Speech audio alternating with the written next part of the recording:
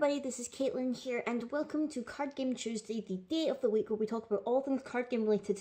And in this particular day, it's kind of a little bit more of like a bit of a discussion and whatnot, and like a little bit of a sort of general feelings it's kind of hard to explain what I'm trying to, it's more like a discussion video, but in terms of discussing the difference between Force of Will spoilers and leaks. Now, if you're a fan of Force of Will or whatever, you will have no doubt be part of the Force of Will Facebook groups, either the UK one or the US one, depending on your nationality. I happen to be part of both groups just because the US page usually gets a lot more information or whatever. They usually have a lot more people posting about things and submitting things and sharing things and whatnot, and that's fine and everything like that.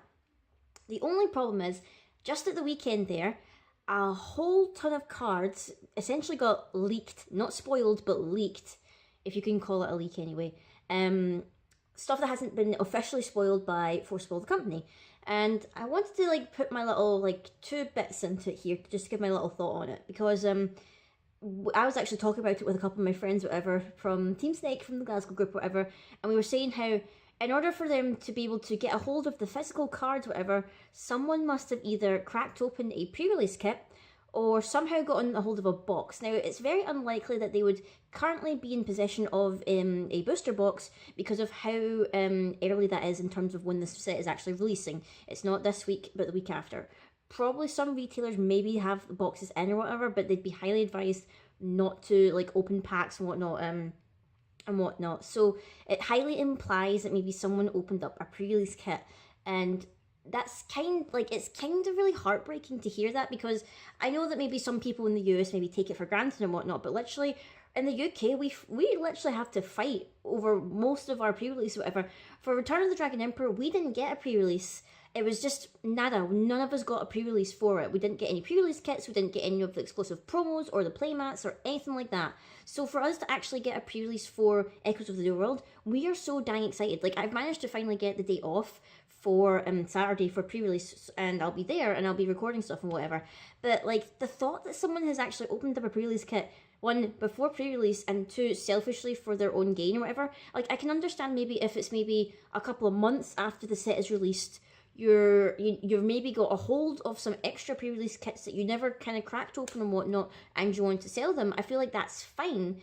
But way before pre-release even hits, or even the set even hits, and someone's opened up them and they're posting spoilers and whatever, well, the leaks, I would say, they're leaking cards, whatever, because they've actually opened up a pre-release kit, that actually kind of hurts a little bit, considering that the lengths that we've gone to in order to try and get more of the items for pre-release and everything like that. It kind of hurts, and I won't actually be discussing any of the cards that have been unofficially leaked. I'll discuss the cards obviously in my spoiler discussion later on today, when the usual spoilers will be released by Force of Will, but I am not discussing any of the cards in particular that have been leaked unofficially or whatnot. I know that literally admins were trying to take down the posts as soon as people were putting the pictures up and everything like that, but obviously if you're in that group, you probably saw a fleeting glance at quite a lot of the cards, whatever, that got leaked. So that's kind of my initial thoughts on it. I kind of hoped that we could go to at least Friday, when all the cards are released anyway, and we get them in the database and everything like that. I would have hoped we could have gone then until the cards all got revealed. But as far as I'm aware, not every single card has been leaked now. I feel like there's still some that we've not yet seen, because obviously just depending on the pull rates of these packs and a pre-release kit or whatever, you are not likely to get every single card that has not been seen. There's going to be uncommons and whatnot and things like that. So I'm not too sure about that. So the way I'm just thinking is that I saw quite a lot of interesting cards, none of which I'm going to go into full detail about, because obviously I want to keep it on the down low until everything has been officially spoiled and things like that, for people who maybe don't want to see them and everything like that, or have yet to see them but you'd rather just wait. I'll just or won't discuss it at all or whatever. So in terms of that, is there anything else I wanted to make on that point before I moved on or whatever?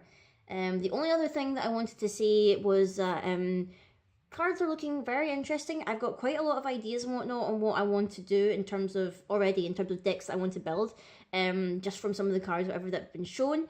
In terms of my general thoughts so far on the things that have been spoiled for the set, it seems to be, well, in some aspects it's almost Ruler All Stars Point 2, because a lot of the cards obviously are resonators based on a lot of old rulers. Like you've got the Machina and Seven Kings and blah blah blah. A lot of like former J rulers are resonators once more, so it's kind of harkening back a little bit to Vingolf 3 a little bit.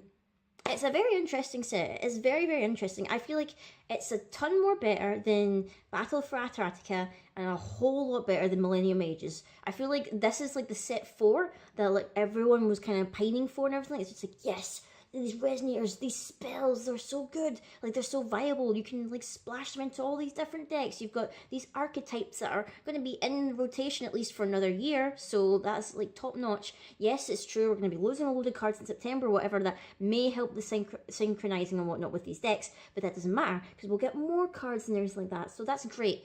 In terms of like all the rulers and whatnot, I feel like I'm leaning more towards Flute, because I totally adore Flute. I don't care. I want to build some kind of blue, I don't know, blue dark or blue light or blue green or something like that deck with her because she's awesome and I love her. She's adorable. I need to build some kind of blue based deck with her or something like that.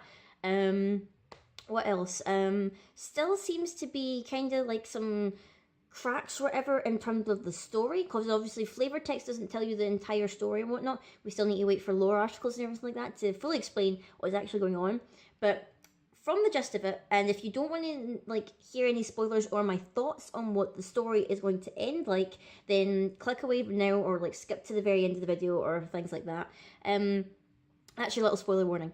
I believe that the way that it's leading now, it seems to be Lapis is winning, or like so far there has been no way actually spoiled that implies that the good guys actually win.